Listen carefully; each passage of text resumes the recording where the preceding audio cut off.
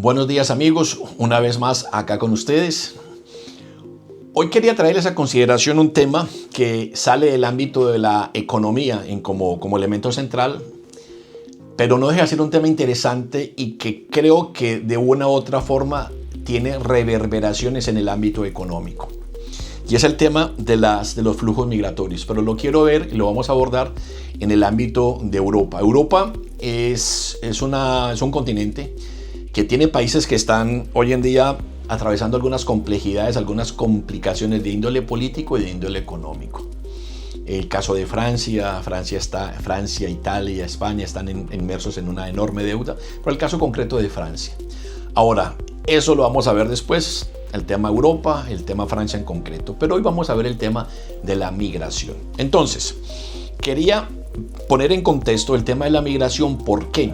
Porque Europa es un continente que tiene problemas de una sociedad muy envejecida, muy avejentada, donde necesita mano de obra, donde se requieren flujos para compensar la escasez de mano de obra por la cantidad de gente que ya está entrando al ámbito de los retirados o porque hay una escasez manifiesta de mano de obra.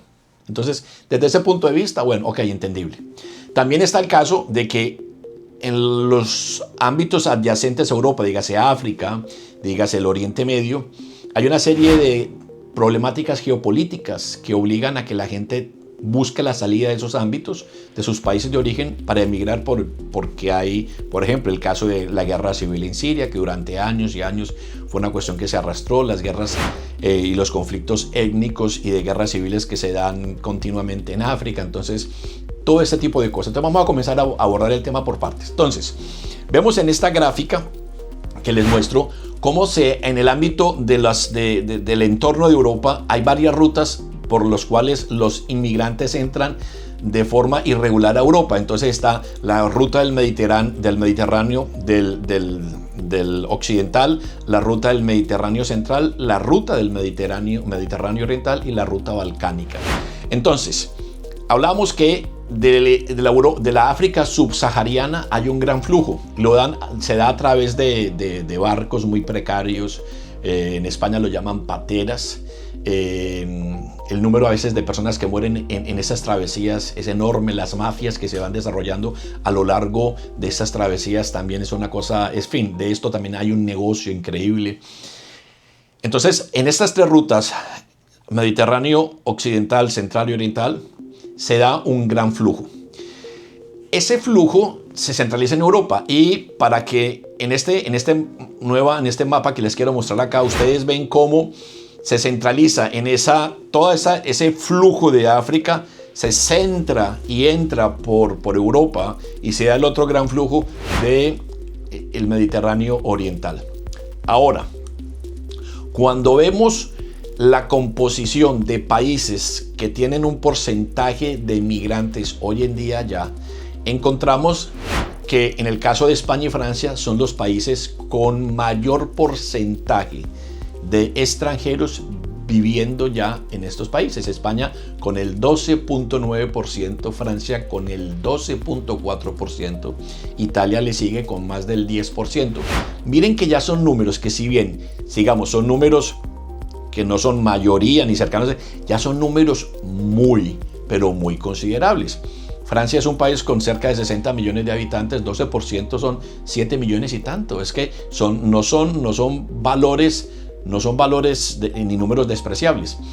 ¿Esto qué lleva? Que son personas que llegan a un entorno donde no hablan la lengua, donde no tienen la estructuración o preparación. Son personas que tienen una estructura académica en muchos casos pero muy precaria. Luego, es un entorno social y cultural completamente divergente. Entonces, la asimilación que hay del inmigrado al país de acogida no se da.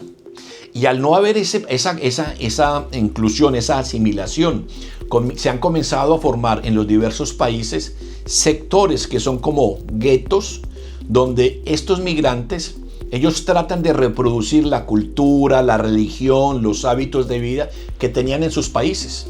Y eso lo que ha llevado es que genera conflictos y expresiones que son confrontantes con el país que los acoge. Entonces, es una práctica, por ejemplo, en la África subsahariana, la violación de las niñas. Las niñas les hacen un proceso que es ignominioso, que es prácticamente una castración a la niña. En África subsahariana, en el África profunda, eso es normal. En Europa eso es una atrocidad.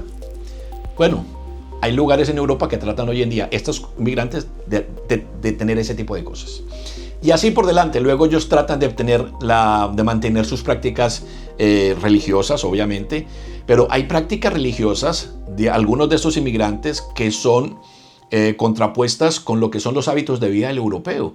Por ejemplo, en el mundo del Islam, la mujer no tiene la igualdad de derechos que tiene el hombre. En el mundo occidental europeo, la mujer goza exactamente los mismos derechos del hombre. En el mundo musulmán, por ejemplo, se obliga una práctica de hábitos y costumbres en la mujer, en la forma de vestir, que es el velo musulmán, y que se impone. Incluso en Francia ha habido polémicas por ese tipo de cosas. Ha habido verdaderos litigios jurídicos por ese tipo de cosas. Y así por delante, un mundo de cosas. Ahora, el punto donde yo digo que hay reverberaciones económicas es porque está la cantidad de nuevos inmigrantes que van llegando a estos países, que comienzan a generar una serie de tensiones en lo que es el estado de bienestar que Europa tiene.